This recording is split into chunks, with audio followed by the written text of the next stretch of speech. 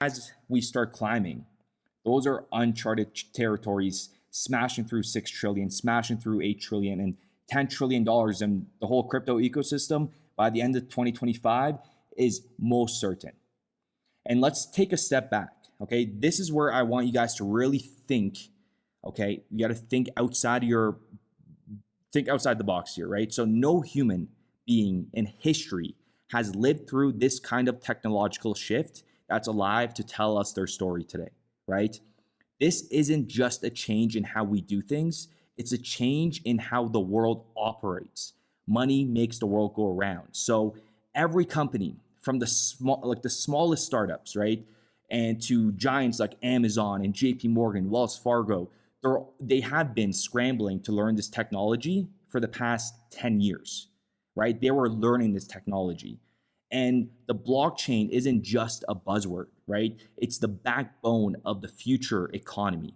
And you listening, we're living through the education phase right now. Do you realize how incredible this is? Think about the pioneers of the internet. Back in the 90s, people pretty much dismissed it was like a fad, right? They're like, oh, it's nothing. Companies didn't understand it. Governments were clueless.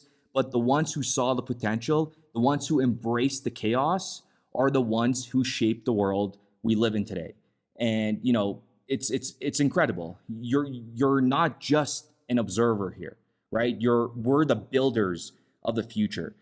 And like the thing is, the early individual, we already went through the chaos a little bit, by holding XRP for all these years, and we're slowly being rewarded, right? And here's something that might blow your mind. It's incredible, words cannot describe what we're about to witness. When it comes to understanding this revolution, as I've said many, many times in the past, we know just as much as the people at the BIS, the IMF, Ripple, and even the World Economic Forum. It's pretty crazy, but it's true. The world is learning this together, step by step, and we're on the front lines, right? This isn't speculation. This is reality. The pioneers, which is pretty much us doing this every single day, will be rewarded very handsomely. And the ones who got in now will lead the charge. Do you realize how massive this is, right? Institutions and, BIS, the IMF aren't just dabbling in this stuff. They're fully immersed and learning this, and it's shaping everything that, that's happening right now. And, here's the thing. This is the first time in history where retail investors are learning alongside institutions.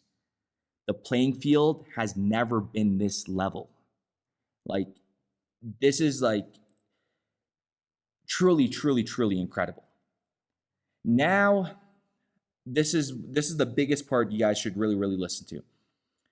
Let's get into the facts, right? Bitcoin and Ethereum, they're cool, but let's not ignore the elephant in the room. Bitcoin and Ethereum are heavily controlled by China. Think about it. Centralized mining, no global payment licenses, no headquarters working with regulators. Does Bitcoin have a CEO? No. Does Ethereum have a payment license worldwide? No. Who's setting up the infrastructure for regulated markets? Not Bitcoin, not Ethereum. And might still use proof of work. Great. But I invite Ryan and Desiree. I don't know if you would like to comment on this as well. But Ryan, go ahead. Proof of work doesn't work. Proof of work doesn't work. It's been widely... Ryan, proof of work's been working. Let me finish. Let him Proof of work doesn't Let work. him finish, please.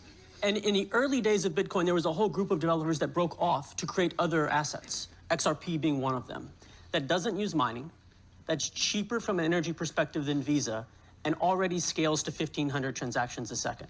A lot of these problems have already been solved. The challenge for adoption comes back to policy.